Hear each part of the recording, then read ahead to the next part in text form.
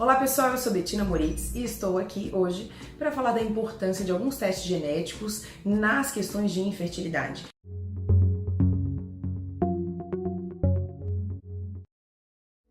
Alguns testes têm mostrado alterações, um polimorfismo na produção do ômega 3. O ômega 3 ele é essencial para a maturação do folículo.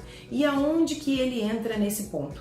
A transformação da serotonina em melatonina depende de ômega 3. E se eu tenho um polimorfismo na FADS1 ou na FADS2, FADS1 que decodifica a delta-5 desaturase e a FADS2 a delta-6 desaturase, duas enzimas-chave no processo da produção do ômega 3 na sua forma ativa, que é o ácido eicosapentanoico e depois posteriormente o ácido docosahexanoico, essa presença desse polimorfismo pode limitar a quantidade de ômega 3 na sua forma ativa, né, que você tem no corpo. E isso vai limitar a produção de melatonina e, consequentemente, limita tanto a maturação do seu folículo, quanto pode dar problemas na implantação.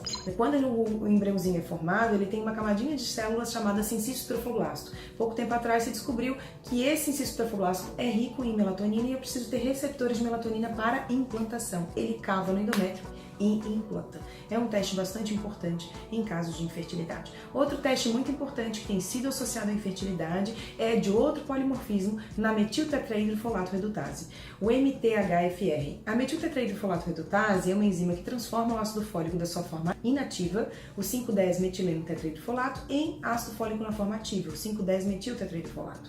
Quando eu tenho um polimorfismo, significa que eu produzo menos, então, esse ácido fólico na sua forma ativa. Há alguns pacientes que têm esse polimorfismo. O da localização 677 é o mais associado à infertilidade, na presença de um gene polimórfico, que é o T, ou dois genes, quando eu sou heterozigoto, tenho um T, eu tenho já um grau de infertilidade, de risco de infertilidade. Quando eu tenho dois T's, esse grau é ainda maior.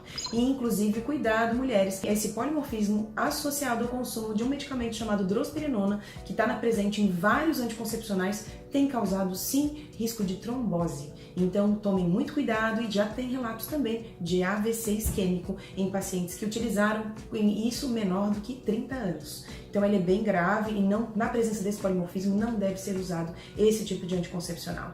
Além disso, existe também esse polimorfismo associado à infertilidade quando a gente tem esse polimorfismo também no pai. E a combinação do polimorfismo mãe, pai e a presença do polimorfismo no embrião.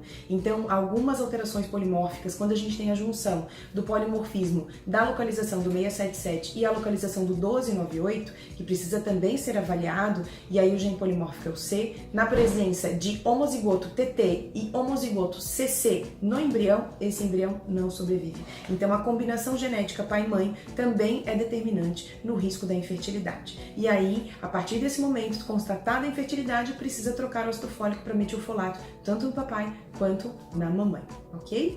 Tem mais outros polimorfismos que também são muito importantes. A metabolização da cafeína já tem sido associado ao risco de infertilidade, de alterações cromossômicas, tanto no embrião, quanto no folículo, quanto no espermatozoide, com o consumo exagerado de cafeína. E se a sua metabolização é lenta, você vai ter maior risco. Então, analisar a metabolização da cafeína e saber até quanto e até que horas você poderia tomar café também pode ser importante nesta fase. Um gene também que tem sido associado à presença da síndrome do ovário policístico e também à obesidade é o gene do FTO. O gene do FTO é um dos genes mais associados à obesidade e à síndrome do ovário policístico e estão associados também a um grau de infertilidade, principalmente pela presença de maior teor de gordura subcutânea, então uma reserva maior de gordura subcutânea, associando então este fator ao grau de infertilidade. É preciso que esta mamãe se cuide, porque também estudos mostram que quem tem o gene do FTO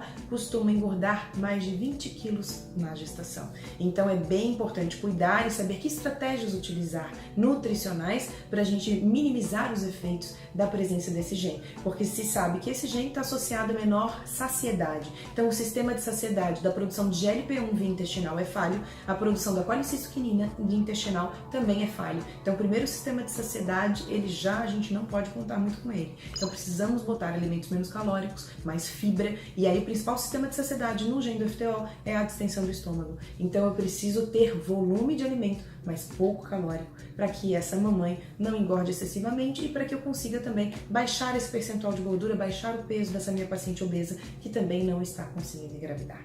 Outros polimorfismos também são bastante importantes, então fica ligadinho, olha lá que é importante que você faça sim os exames genéticos para que você constate as suas alterações. E cuidado, genes da trombofilia, que normalmente só são solicitados depois de 2 abortos, você vai esperar mesmo 2 abortos para fazer a avaliação, ver se você tem risco de trombose ou não? Fator 5 de Leydig, fator da protrombina, são fatores muito importantes e inclusive tem risco de você ter algum problema, inclusive no avião ou com o uso de anticoncepcionais. Então isso é saúde. Acredito que num futuro muito próximo sairemos da maternidade com esses exames já mapeados. Então se você não fez, é bom correr lá e fazer.